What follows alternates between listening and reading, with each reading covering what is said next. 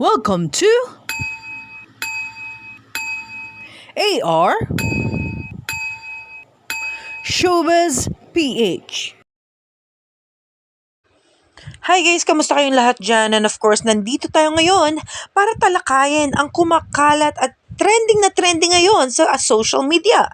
Romel Padilla daw, di umano, kinukonsente nga ba ang kalokohan ng anak na si Daniel Padilla? Tara, alamin natin ang usaping. Kung bago ka pa lang sa channel na to, tapusin mo ang video na to bago ka mag-subscribe sa aking channel para sigurado ka na tama ang channel na pinupuntahan mo. Para palaging updated, huwag mong kalimutan ang ring the bell. Ano guys, handa na ba kayo? So wag na natin patagalin pa. Ito ang trending na post ni Romel Padilla. Puro kayo panguhusga kay Daniel na cheater. Akala nyo naman ang lilinis nyo. Ikaw Katrin, kung hindi dahil kay Daniel, wala ka sa kinatatayuan mo ngayon.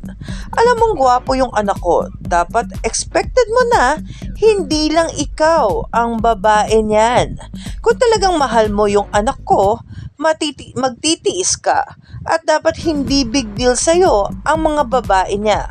Kasi at the end of the day, sa'yo pa rin uuwi yan. Ang importante dyan ay ikaw lang ang pinakamamahal niya. Ito ang post ni Romel Padilla. Ano masasabi nyo dito? So ano guys, matapos nating basahin ang buong detalye ng post ni Romel Padilla, totoo nga bang kinukonsente niya ang kanyang anak sa mga kalokohan nito? Well, para sa akin sa pagkaka-deliver ng mensaheng ito, kaya minsan nga mahirap yung pa-text-text lamang, na kung saan ay parang sinisisi niya pa si Catherine Bernardo sa issue nila, di ba? Na kung saan ay kaya sila di umano naghiwalay ay dahil sa napapamalita na pagiging babaero daw ni Daniel Padilla. At ang nasasaad pa dito ay masisisi ba niya si Catherine Bernardo dahil gwapo ang kanyang anak at kusang mga babae ang lumalapit sa kanya? Well, to tell you frankly, kung talagang mahal din naman ni Daniel Padilla si Catherine Bernardo, bakit siya magpupuna ng iba pang mga babae? And of course, bilang isang babae, wow, may stand tayo. Of course, kailangan din natin na magkaroon ng mga tunay na pagmamahal galing sa tunay na nagmamahal, diba? Hindi yung pira-piraso lamang.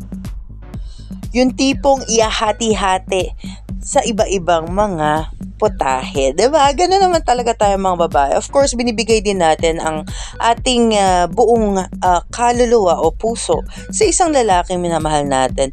At of course, yun din ang hinihintay nating ibalik o isukli ng ating mga mahal sa buhay, lalo na kung magnobyo pa lamang kayo. At hindi dapat ipagmalaki ng isang lalaki na marami siyang babae. Okay? So, yun lamang ang ating stand dyan. And of course, nafe-feel ko rin naman ang stand ni Catherine Bernardo na paulit-ulit na lamang na ginagawa sa kanya. And kaya siguro siya ay bumitiw na.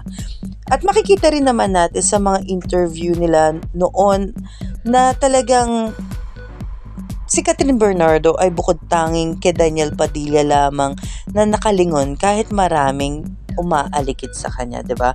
And saka dapat hindi sinisisi dun sa babae ang mga pagkukulang ng isang lalaki.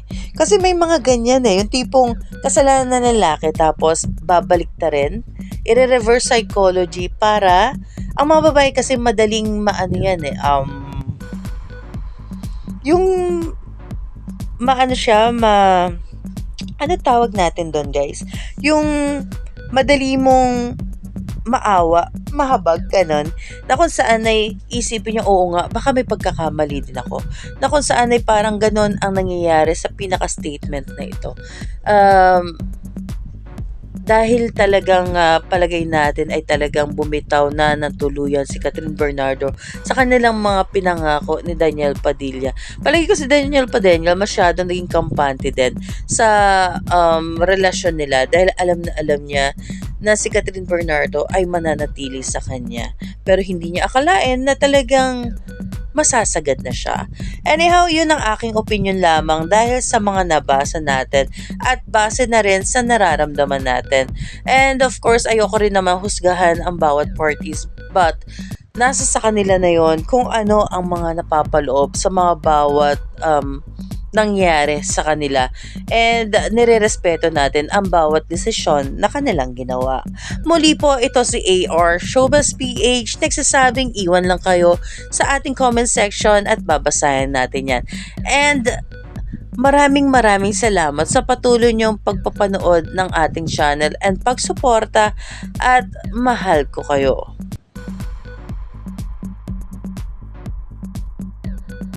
Thanks for watching. Kung nagustuhan nyo ang video na to, please don't forget to click like, subscribe button, comment and share. For more videos from me, please don't forget to click the notification bell for more videos.